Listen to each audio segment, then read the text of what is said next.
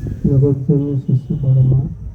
परम पूज्यपाद पितृदेव शिशु बंदा परम पूज्यपाद शिशु आचार्य शतकोटि प्रणाम इष्ट परिवार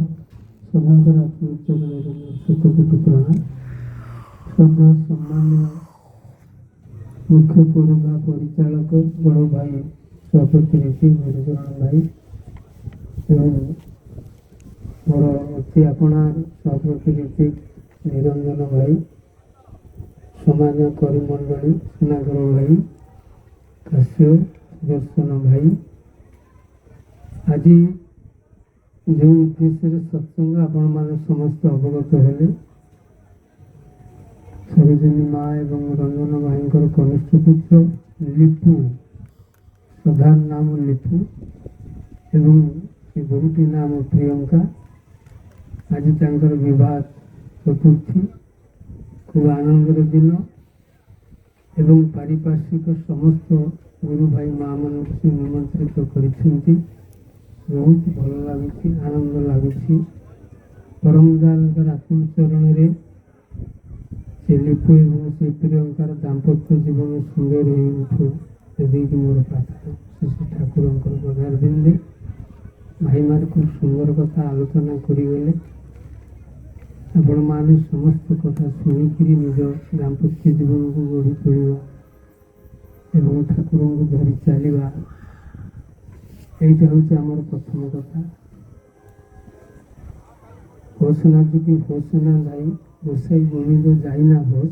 जतन जात निष्ठुति ना करो तू किसी नस ये जतन जात निष्ठु बाद दे ये वैवाहिक जीवन बा दाम्पत्य जीवन व्यर्थ एवं विशेषकर तलाभिषिक्त आचार्य देवों निर्देश को परिपालन कर चलवा आम मान श्रेय हवा उचित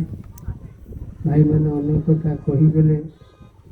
स्वामीर दोष धरबू ना कहबूनी तो खुंटा दे आपण मान तो टीवी देखुंट आपण मान तो समस्ते न्यूज पेपर देखुंट एभली भाव में उच्छृंखलित हो समाज विशेषकर से मद्यपान करुवा स्वामी को स्त्री जदि किसी कहबनी खुंटा दबनी ताले संसार चलो कि विशेषकर जो मैंने सत्संगी ठाकुर धरी चली जगन्नाथ निष्ठुवृत्ति कर प्रायतः यू विशृंखला न थाए धरी चलतु जगन्नाथ निष्ठुवृत्ति करूँ आश्रम को जातु ठाकुर परिवार शिखु पारिवारिक जीवन कौन दाम्पत्य जीवन कौन वैवाहिक जीवन कौन ये समाज अवस्था जहाँ सुधार को चेष्टा करूँ आपण मान समस्त अनुरोध सर्वशेष लिपु एवं से प्रियंकार दाम्पत्य जीवन सुखमय मधुमय हो परिवार समस्ते सुखरे रहतु आनंद रहतु आपण मैंने जी समस्त उपस्थित होती समस्त मंगल हो यही प्रार्थना करी रही जय गुरु।